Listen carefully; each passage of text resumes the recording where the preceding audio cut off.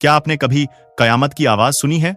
नहीं सुनी होगी, क्योंकि कयामत खामोशी से आती है। एक ऐसी खामोशी जब फूलों पर गुनगुनाती मधुमक्खियों का शोर अचानक रुक जाए। एक ऐसा सन्नाटा जो आपके खेत से शुरू होकर आपकी प्लेट तक पहुंच जाता है। ये कोई फिल्म की कहानी नहीं, ये उस भयानक सच की दास्तान है जब दुनिया के एक पूरे हिस्से से मधुमक्खियों का नाम ओ निशान मिटा दिया गया था। रातों रात करोड़ों जिंदगियां खत्म हो गईं।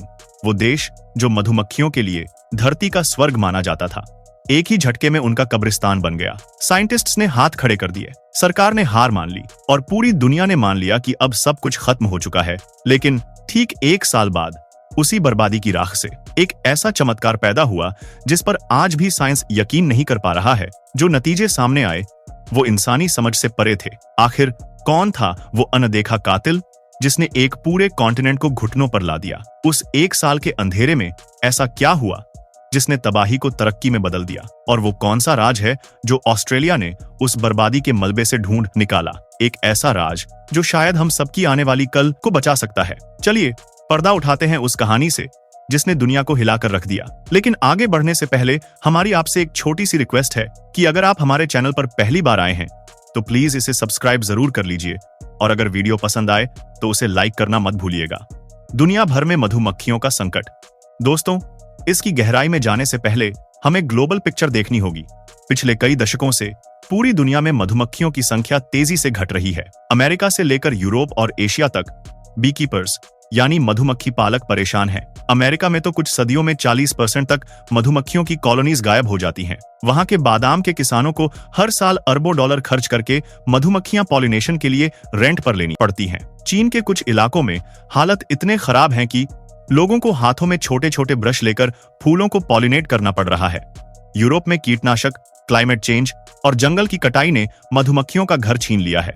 लेकिन इन सब का सबसे बड़ा दुश्मन एक ही है, एक छोटा सा लेकिन बेहद खतरनाक जीव, ऑस्ट्रेलिया, मधुमक्खियों का आखिरी किला। इस अंधेरे में ऑस्ट्रेलिया एक उम्मीद की किरण की तरह था। एक विशाल आइलैंड होने की वजह से जो चारों तरफ से समुद्र से घिरा है, यहाँ बाहर की बीमारियां आसानी से नहीं पहुंच पाती थीं। ऑस्ट्रेलिया का क्वारंटाइन सिस्टम दुनिया के सबसे सख्त सिस्टम्स में से एक था। यहाँ तक कि अगर कोई टूरिस्ट एक छोटी सी शहद की बोतल भी ले आए तो उस पर भारी जुर्माना लग सकता था।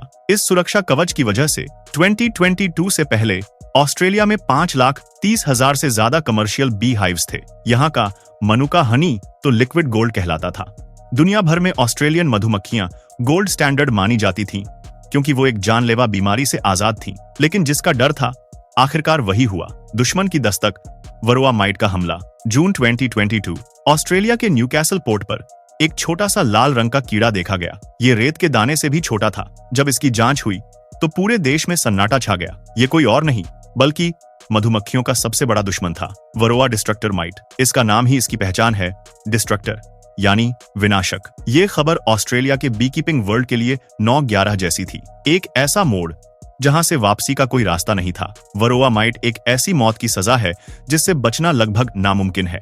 ये कीड़ा मधुमक्खी के शरीर से चिपक जाता है और उसके अंदर का फैट, जो उसके लिए लिवर जैसा काम करता है, उसे चूसने लगता है। धीरे धीरे मधुमक्खी का इम्यून सिस्टम कमजोर हो जाता है, उसके पंख सिकुड़ जाते हैं और वो उड़ नहीं पाती। देखते ही देखते पूरी कॉलोनी तबाह हो जाती है। ऑपरेशन जीरो वरोआ, एक ना मुमकिन जंग। खतरे को देखते हुए ऑस्ट्रेलिया की सरकार ने इतिहास का सबसे बड़ा इरेडिकेशन कैंपेन यानी सफाया अभियान शुरू किया। 24 घंटे के अंदर बायोसिक्योरिटी इमरजेंसी घोषित कर दी गई। जिस जगह माइट मिला था उसके 10 किलोमीटर के एरिया को रेड जोन बनाकर लॉक कर दिया गया। उसके बाहर 25 किलोमीटर तक पर्पल जोन बनाया गया, जहां हर छत्ते की निगरानी हो रही थी। पूरे स्टेट में मधुमक्खियों को एक जगह से दूसरी जगह ले जाने पर बैन लगा दिया गया। हाईवेज पर चेक पॉइंट्स बन गए। हजारों छत्तों को नष्ट करने के आदेश दिए गए। सरकार ने कहा, हम इतिहास बदल देंगे, हम वरोआ को शुरू होने से पहले ही खत्म कर देंगे। अमेरिका, यूरोप, न्यूजीलैंड, कोई देश इस दुश्मन को हरा नहीं पाया था, लेकिन ऑस्ट्रेलिया को उम्मीद थी कि वो जीत जाएगा। यह जंग ऑस्ट्रेलिया क्यों हारा? लेकिन 14 महीने और एक 100 मिलियन ऑस्ट्रेलियन डॉलर से ज्यादा खर्च करने के बाद सरकार को हार माननी पड़ी। यह स्ट्रैटेजी फेल हो चुकी थी। पर क्यों? पहली वजह, वरोआ माइट इतना छोटा है कि उसे देखना ही मुश्किल है। जब तक वो दिखता है तब तक बीमारी कई कॉलोनीज में फैल चुकी होती है। दूसरा, कुछ बीकीपर्स ने डर के मारे अपने छत्तों को चुपके से क्वारंटाइन जोन से बाहर निकाल लिया, जिससे ये कीड़ा और तेजी से फैला। तीसरी वजह थी ऑस्ट्रेलिया की विशाल जियोग्राफी। यहाँ लाखों कमर्शियल छत्तों के अलावा करोड़ों जंगली मधुमक्खियां भी हैं। उन सब तक पहुंचना नामुमकिन था और आखिर में वक्त ही दुश्मन बन गया। हर गुजरते दिन के साथ वरोआ और मजबूत होता जा रहा था। तबाही के बाद इकोनॉमी पर असर। जब जीरो वरोआ कैंपेन फेल हुआ तो सिर्फ मधुमक्खियां ही नहीं मरी, बल्कि ऑस्ट्रेलिया की $multi-billion एग्रीकल्चर इंडस्ट्री भी हिल गई। बादाम की इंडस्ट्री सबसे ज्यादा प्रभावित हुई। फूल खिल रहे थे, लेकिन पॉलिनेशन के लिए मधुमक्खियां नहीं थीं। नतीजा, फल लगे ही नहीं। बीहाइव रेंट पर लेने की कीमत 3 गुना बढ़ गई। सेब, चेरी, अंगूर, तरबूज, सबकी पैदावार पर असर पड़ा। एक्सपर्ट्स ने चेतावनी दी कि फूड इन्फ्लेशन बढ़ जाएगी, जिसका असर ऑस्ट्रेलिया से इंपोर्ट करने वाले देशों पर भी पड़ेगा। किसानों को दोहरी मार पड़ रही थी, फसल बर्बाद हो रही थी और खर्चे बढ़ते जा रहे थे। हार से जीत तक ऑस्ट्रेलिया का मास्टर स्ट्रोक। सितंबर 2023 में ऑस्ट्रेलिया ने एक ऐतिहासिक फैसला लिया। सरकार ने आधिकारिक तौर पर ऐलान किया कि वो वरोआ को मिटाने की कोशिश छोड़ रहे हैं। रिसर्च डायरेक्टर ने साफ कहा, यह कीड़ा अब यहां है और यहीं रहेगा। अब जंग इसे मिटाने की नहीं, बल्कि इसके साथ जीने और इसे मैनेज करने की है। यहीं से शुरू हुई असली कहानी। ऑस्ट्रेलिया ने हार को एक नए शुरुआत में बदल दिया। उन्होंने लड़ना छोड़कर सीखना शुरू किया। नई सोच, नई राह, दुश्मन के साथ जीना सीखा। अब लड़ाई सरकार की नहीं, बल्कि हर एक बीकीपर की बन गई। उन्हें ट्रेन किया गया कि कैसे माइट का पता लगाएं और कैसे छत्तों को नष्ट किए बिना उसे कंट्रोल करें। और तभी एक चमत्कार हुआ। लोगों ने देखा कि मधुमक्खियां खुद इस दुश्मन से लड़ने के तरीके ढूंढ रही थीं। कुछ मधुमक्खियां एक दूसरे के ऊपर से माइट्स को साफ कर रही थीं, तो कुछ बीमार बच्चों को पैदा होने से पहले ही कॉलोनी से बाहर निकाल रही थीं। साइंस इसे वरोआ सेंसिटिव हाइजीन कहता है।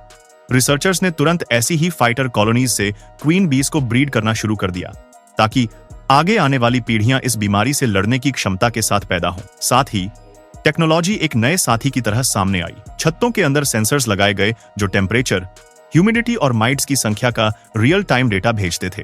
आर्टिफिशियल इंटेलिजेंस और इंफ्रारेड कैमरास मधुमक्खियों के बिहेवियर को मॉनिटर करने लगे, ताकि खतरे का पता घंटों में चल जाए। 1 साल बाद हैरान करने वाले नतीजे। 2022 में जो ऑस्ट्रेलिया मधुमक्खियों का कब्रिस्तान बन गया था, वो 2024 तक एक लिविंग लैबोरेटरी बन चुका था। और नतीजे सच में अनबिलीवेबल थे। 2024 के शुरुआती 6 महीनों में मधुमक्खियों के छत्तों का नुकसान 2023 के मुकाबले 20% तक कम हो गया, जबकि बीमारी अब भी मौजूद थी। 2024 का बादाम सीजन, जो सबसे बड़ा टेस्ट था, उम्मीद से कहीं बेहतर निकला। बीहाइव्स की कमी नहीं हुई और ग्लोबल मार्केट में बादाम की कीमत नहीं बढ़ी। ऑस्ट्रेलिया ने वरोआ के साथ जीना सीख लिया था। उन्होंने साबित कर दिया कि हार मान लेना ही अंत नहीं होता। आपको क्या लगता है, क्या ऑस्ट्रेलिया का वरोआ के साथ जीने का फैसला सही था, या उन्हें उसे मिटाने की कोशिश जारी रखनी चाहिए थी? अपने विचार नीचे कमेंट्स में जरूर शेयर कीजिए। अगर आपको ये जानकारी भरी और सरप्राइजिंग स्टोरी पसंद आई, तो इस वीडियो को लाइक करना ना भूलें और ऐसी ही और अद्भुत कहानियों के लिए हमारे चैनल को सब्सक्राइब जरूर करें। मिलते हैं अगले वीडियो में। धन्यवाद।